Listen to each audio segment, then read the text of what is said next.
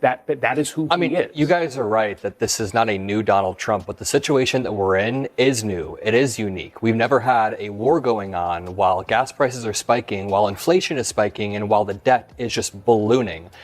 Doge at the beginning of Trump's term was purported to cut costs, right? Cost overruns were supposed to be cut. Not only did they miserably fail at that, but now the deficit is up. And now he's pursuing a $1 billion ballroom. He's pursuing a $1.2 trillion golden... The ballroom? Yes. The ballroom is privately funded. Well, they're now asking about the Secret Service. You're talking about security, and it's 20%. Okay. Let's talk we can talk about the security. In today's video, Chris Cuomo has a heated argument with Bill Maher on the show Real Time with Bill Maher. They disagree strongly about Trump, government ethics, and political hypocrisy. Cuomo speaks up with strong points and clear facts, while Bill Maher finds it hard to defend his position during the live debate. Let's watch how Chris Cuomo argues back against Bill Maher on the show. Tonight, erratic and unhinged. That's what critics are calling Donald Trump's behavior over the last 24 hours. From a social media repost accusing Barack Obama of treason to his outburst against reporters.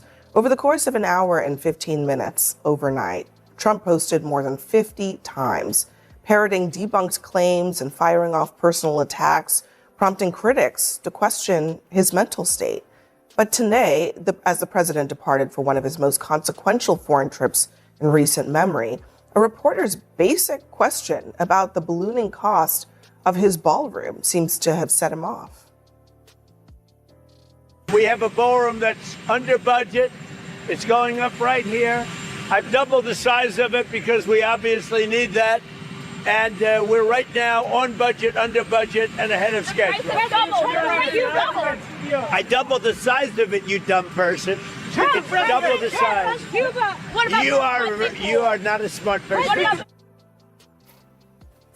Nothing gets him more worked up, it seems, than criticism of his ballroom, of all things.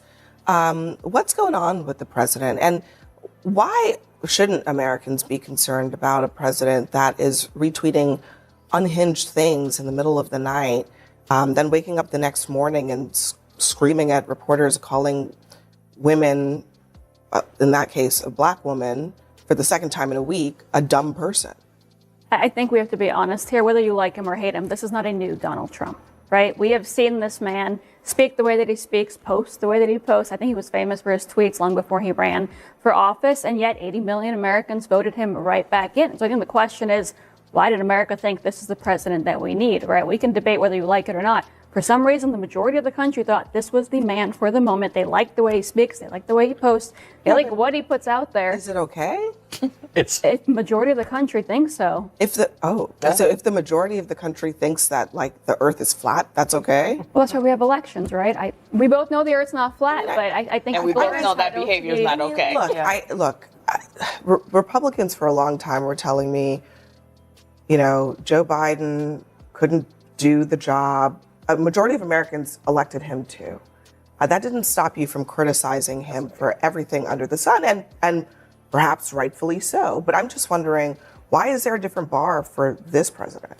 Well, I don't see it as a different bar. I think people are criticizing it. You're criticizing it. It gets criticized by Republicans and Democrats all the time. I think the concession is that this is just not new. Right. The idea that people now are calling him unhinged with it. You've always called him unhinged with his tweets. That is not a new story. You're right. And I think it is a fair criticism, right, that it's not presidential. I don't think it's particularly presidential, and I wish he wouldn't do it because I think it ends up causing him a lot more headache than he needs.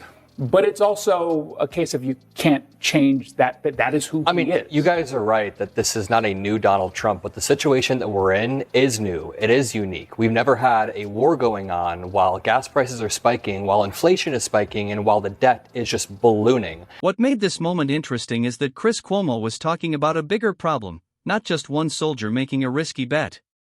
The real issue is that political gambling, inside access, and influence trading have slowly become normal in Washington. Betting sites like Polymarket and Kalshare have grown very popular, and lawmakers from both parties are now warning that people with inside government information could use these sites to profit from sensitive political or military events.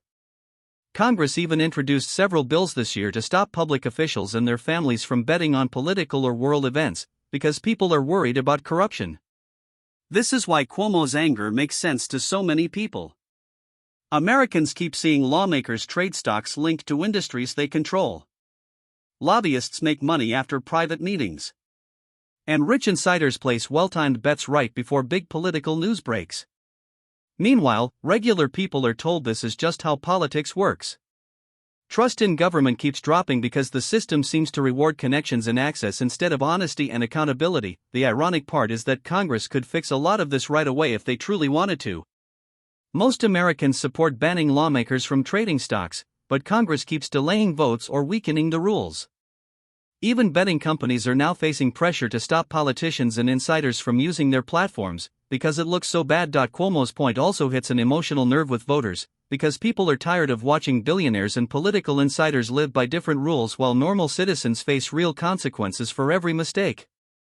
When corruption feels obvious instead of hidden, it makes people trust the government even less. What makes Cuomo's argument stronger is that this isn't just a Democrat or Republican issue. Ethics experts, financial experts, and members of both parties all agree this is a real problem. I mean, Doge at the beginning of Trump's term was purported to cut costs, right? Cost overruns were supposed to be cut. Not only did they miserably fail at that, but now the deficit is up, and now he's pursuing a $1 billion ballroom. He's pursuing a $1.2 trillion golden... The ballroom? Yes. The ballroom is privately funded. Well, they're now You're asking talking about for the Secret security. Service. You're talking about security, and it's 20%. Okay, let's talk We can about talk that. about the security Let's piece, talk yeah. about that because I think this is also a big topic on Capitol Hill today. Lots of Republicans skeptical. There is a $1 billion price tag that was labeled as being for the president's ballroom project. And when you look at the details, it's really $220 million for the White House complex, which includes some things that seem to be related to the ballroom and perhaps things that are not. And then the rest of it seems to be hundreds of millions of dollars to the tune of nearly $800 million for things that seem to be part of the normal job, frankly, of the Secret Service, of DHS. And look at those numbers and just remember that the Department of Homeland Security received a budget last year that was 2 times its normal budget. It was $190-something billion that they just received in funding, and now they're trying to justify $1 billion for all of these things. Yeah, well, I think we may have lost our ability to see outrage here because there's so much every single day that is coming out of this White House that is outrageous, that is, potentially corrupt. I mean, it's interesting about the private donors. I'm actually not so keen on the private donors. Horse trading, that we know has gone on. But I think people, and this is very worrisome. I think something we've all touched on, people's pain, which is economic right now, big time, coupled with the turning away from reliable news sources and the fragmentation of news and the ownership of the control of information by a handful of very powerful people, some of which I'm sure have donated to the ballroom. That's all part of a very worrisome turn towards oligopoly in this country. And I think What makes this side of the argument stronger is that it depends on real outcomes and long-term data, not just emotions. Many studies on the death penalty in the United States have found no clear proof that it stops violent crime better than life in prison. In fact, some states without the death penalty have murder rates that are equal to or even lower than states that still use it. This suggests that strong policing and the certainty of being caught matter more than how harsh the punishment is. This idea also matches what experts have seen in cities that focus on strong law enforcement. When police respond quickly, solve more cases, and work well with other agencies on gun crimes, murder rates often go down. Baltimore is a common example, since its drop in violent crime is linked more to smart policing than to tougher sentencing laws. There's also a bigger pattern here. Tough on crime policies have often been popular, but they've also caused problems like overcrowded prisons, higher costs, and long-term harm in heavily policed areas. Because of this, many experts, no matter their political views, now support prevention, rehabilitation, and steady law enforcement instead of harsh punishment for show. Extreme punishments, like firing squads or public executions, also raise questions about whether the justice system is meant to show power or ensure fair treatment.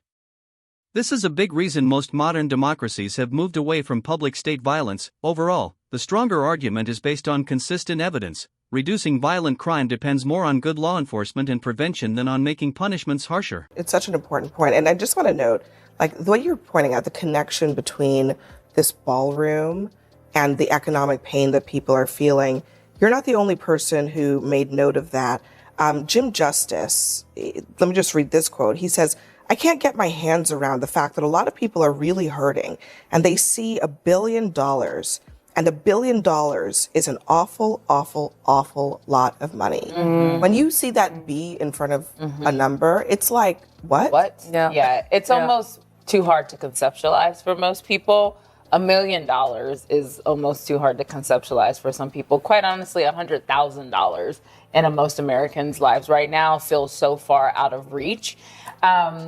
This is, just to continue on your point, this is part of the strategy, though. I actually I think Donald Trump is a bit unhinged at times. And I also think he's pretty strategic. I think he wants, I think, we're talking about him. Zone. We're flooding the zone. And so we could either talk about these tweets or him calling a reporter unjustifiably and disrespectfully dumb and stupid, or we could keep our eye on the ball and that we're in a war that we have no plans to get out, that Americans are suffering, and there's a B in front of this thing called a ballroom, not just the ballroom. The B is for billions. And so 80 million Americans did vote for him, but I'm not exactly sure if they voted exactly for this. And I just implore the American people not to be distracted. Democrats or Republicans, not to be distracted, because we deserve better than what we are getting right now from our elected officials, particularly the president. A triumphal arch, even the renovation of the reflecting pool, which, reflecting pool always needs to be renovated, it seems. All of these are things that seem to be distractions. They are. Yeah, young people get a lot of flack for having a lack of focus or being easily distractible, but I see the President of the United States as a more distractible person than any young person right now. Again, he's pursuing this ballroom, he's pursuing the reflecting pool, but he also wants a 60% increase in the military budget to refund and repay for the missiles that we used against Iran to get nothing in the first place. So it is economic calamity, and Donald Trump is focused on side projects. Very, very unfocused. What stands out here is how closely this matches years of research on education and child development.